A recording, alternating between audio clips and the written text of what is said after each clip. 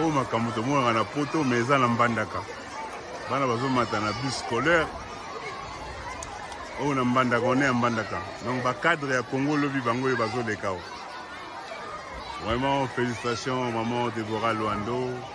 Félicitations le ministre d'État Guy Luando Mboyo. Et ba cadre ya lobby bango e bazao. Lobby, ba cadre ya lobby, ba ministre ya Congo.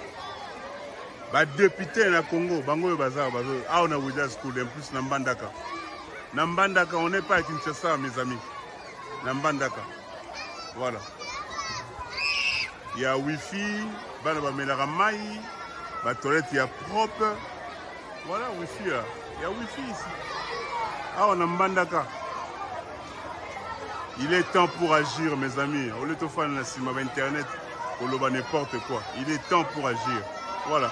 Wida School na mbandaka.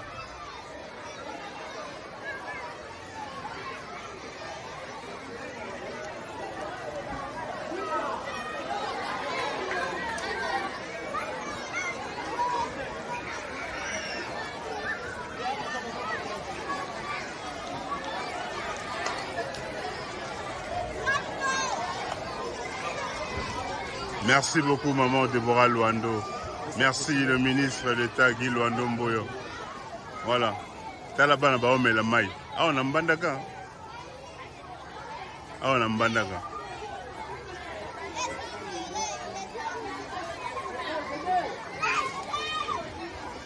Voilà, talabana ba omela mai. Oh, ministre d'État Guy Luando. Maman Déborah Luando, félicitations à vous. Joyce, tu attends encore quoi toi? Viens rapidement. Oh. Et apparemment les enfants parlent anglais aussi, il y a un cours anglais. Hein? Voilà.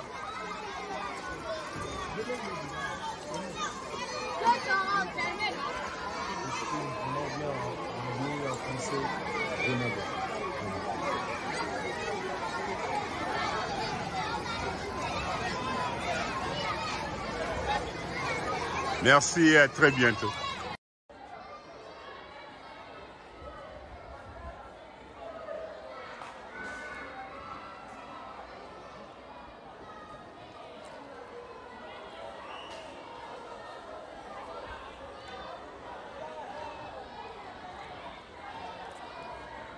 Vous continuez à Wida School. Maman, on a à Wida School. Tous les autres gars bien à Wida School. Vraiment. Je suis fier. Bâtiment est aussi dit maman. Tu vois que tu sais qu'il y a un bateau tongo, mais ban avec la côte. Bâtiment ici. Voilà. Et bon rendez-vous. Nous, na Widal, on travaille. L'excellence Guy Luando Mboyo, maman Déborah, ni salande na bango ezoloba elo comme société. Bakodok.